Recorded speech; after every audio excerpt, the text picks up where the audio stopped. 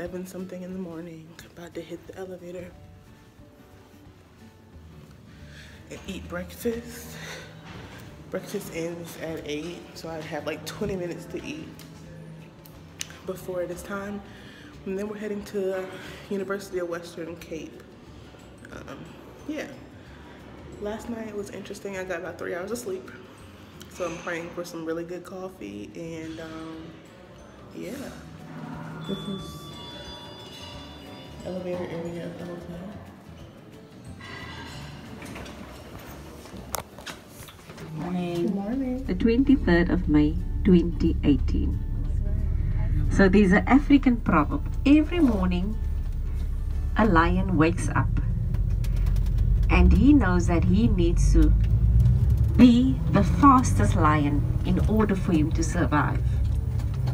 He also wakes up with the same thought that every morning he needs to outrun the slowest gazelle in order for him not to starve.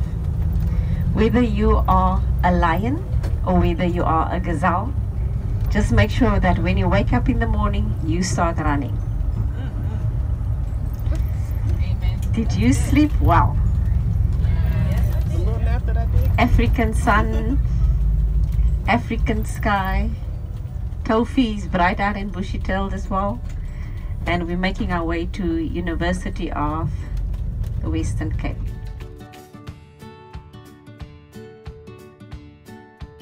So, Hi, everybody. we are, what is it, University of Western Cape in Cape Town, South Africa. We're about to have lunch, which they set up really nice for us. So it's a super nice setup for lunch, and we'll see what this looks like. We had 2 lectures this morning on healthcare and health professions, HIV and AIDS. So yeah, we'll see.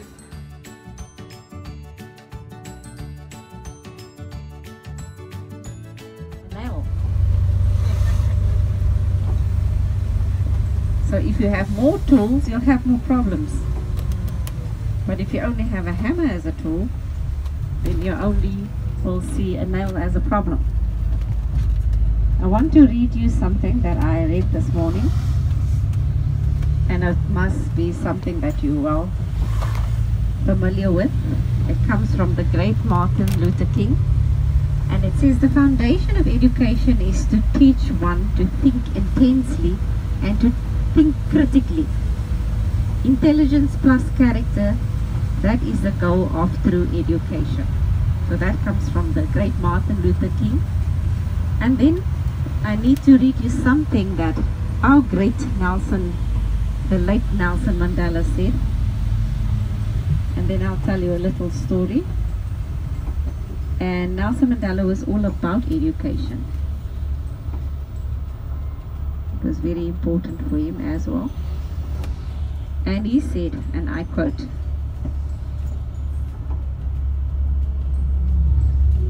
"What counts in life is not the mere fact that we have lived. It is what difference we have made to the lives of others that will determine the significance of the life that we lead." So I have a dear friend that was passionate about the liberal leaders, and he had posters. I will let you know, I will teach you a little bit about the spirit of Ubuntu. Now I know that this morning Dr. Fouché told you a little bit of, or mentioned spirit of Ubuntu, and so tomorrow we'll put it in practice.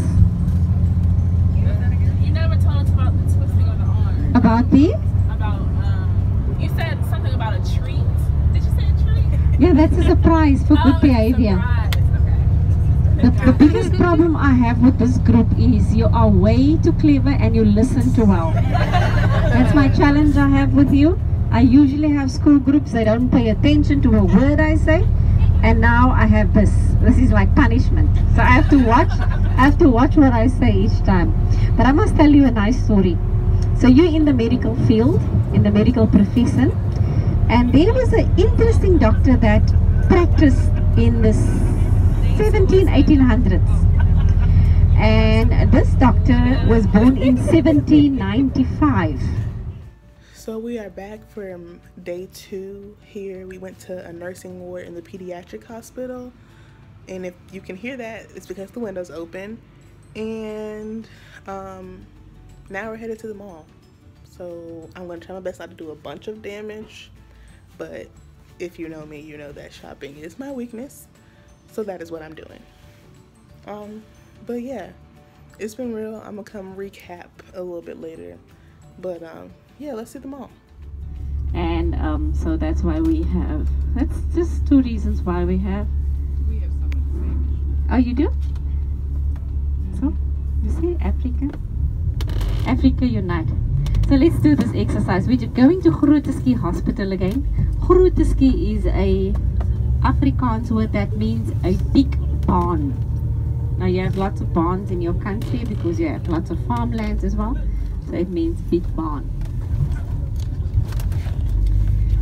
So you have to face your partner. You have to look in your partner. You have to turn. You have to put your back into it. Turn to your partner, face your partner. Honestly, first of all, you probably can't hear me because of the wind, but vlogging is so awkward. Like, even though I'm on the trip with people that I know and people that know that I'm vlogging, it's just awkward. I feel like everybody's staring at me and it's a lot. Like, a lot. But it's fine. It'll be worth it when I have this video. So yeah, it's day 4 total, but I think it's day 2 in Cape Town. And I feel like I still look crazy because I'm still only working on like 4 hours of sleep a night, which is pretty tragic, but it's all good. We'll make it work. We'll make it happen. And yes. But yeah, as you can see, everybody's taking pictures. We're here at, first of all, this hospital is humongous. Like, there's multiple wards and multiple areas, and it, you know, compared to the United States, this looks nothing like a hospital, but this is what it is. We're in like the courtyard area. But yeah, I think we're about to go eat. This is our day, it's day 4 total, but I think it's day 2. Behind the scenes, everybody is trying to get their pictures. Pictures. Behind the scenes. A bunch of craziness. Okay.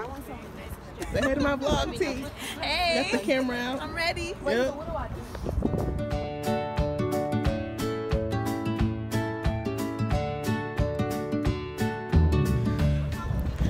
So we are leaving the hospital at University of Cape Town in Cape Town, South Africa. Actually, you can see Table Mountain and the city. Because we are Spelman Nights, we have to take pictures, and that is what is happening right now. Everybody got their camera out. They're trying to find good lighting and good angles, so I decided to come up here and talk. So we had a lecture series this morning on like something that I really didn't care about, but we did it, we got through it. We're gonna go on a tour and eat lunch soon. Can you see this? Table Mountain in the city line of, I believe it's the Flats, but I'm not 100% sure.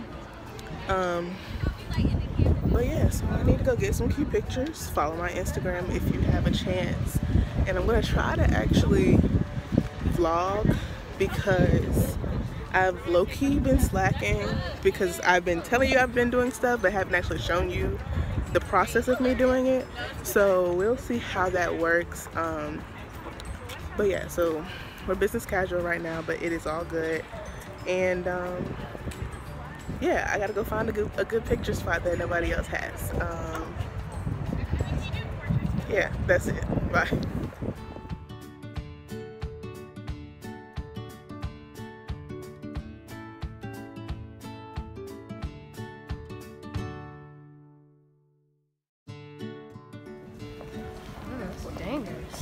University of Cape Town. It's so pretty.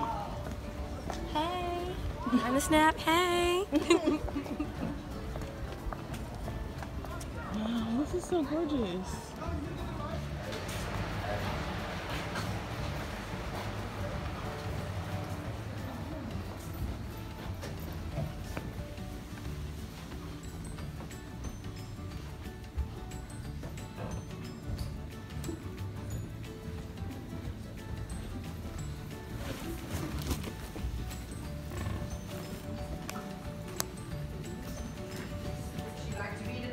Trinkets, which are obviously special.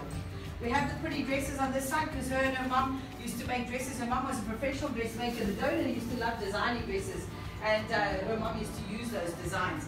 These two designs were given to a dressmaker long after the donor died to see how good her designs were. And this is what we ended up with, so she obviously was quite good. These are lettuces. These are letters of condolences from around the world. Use the second donor, the colored band is the second donor. But here's something you might not know. After the second transplant was completed, Chris Barnard got his team together and he said to his team, we cannot keep arguing about the color of the donor every time we want to do a transplant. So from now on, we will keep donors anonymous. And as you know, the rest of the world went on to follow our example. Okay? Right, let's go to Chris Barnard's office.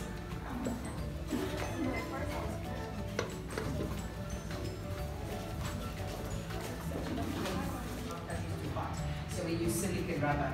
They are spooky. For example, all the hair that appears in these models, right down to arms and legs hair as well, it's real human hair, by the way.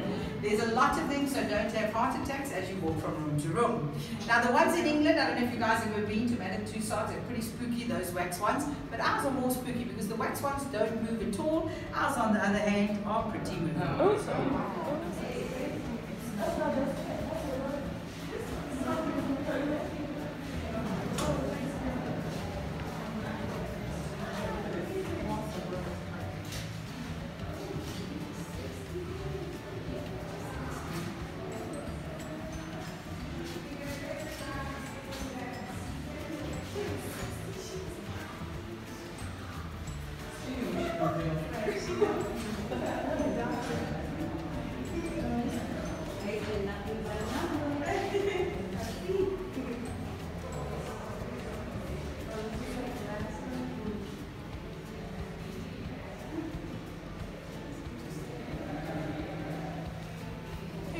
Excited.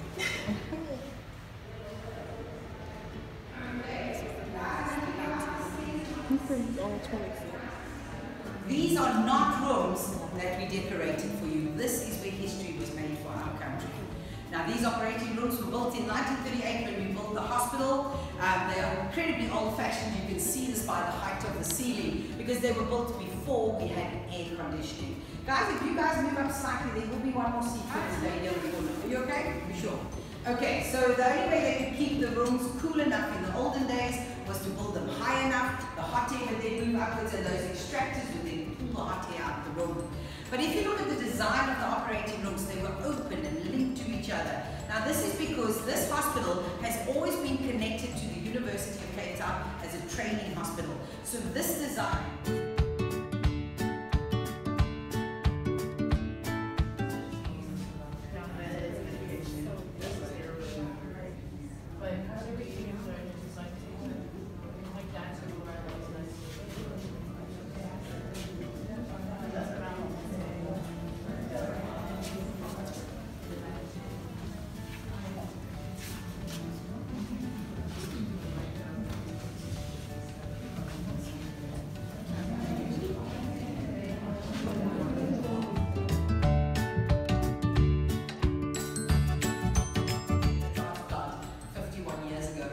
Now I'm going to tell you step by step how we do a transplant, but please know I'm a storyteller, I am not a medical person. It is way more complicated. I'm just giving you an idea in layman terms of how the transplant happened.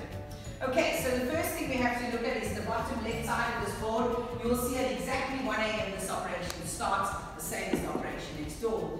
Louis Mieszkowski, the recipient, is brought into the operating room. His anaesthetist was a Polish man called Professor Azinski. Once Azinski had the patient under, Chris Barnard starts the operation. The first thing he does is he takes a scalpel and he opens up the skin. Once they've got the skin open, they've got the sternum underneath, which is a hard bone, and the only way they can cut through the sternum is by using the oscillating saw, which we still use today.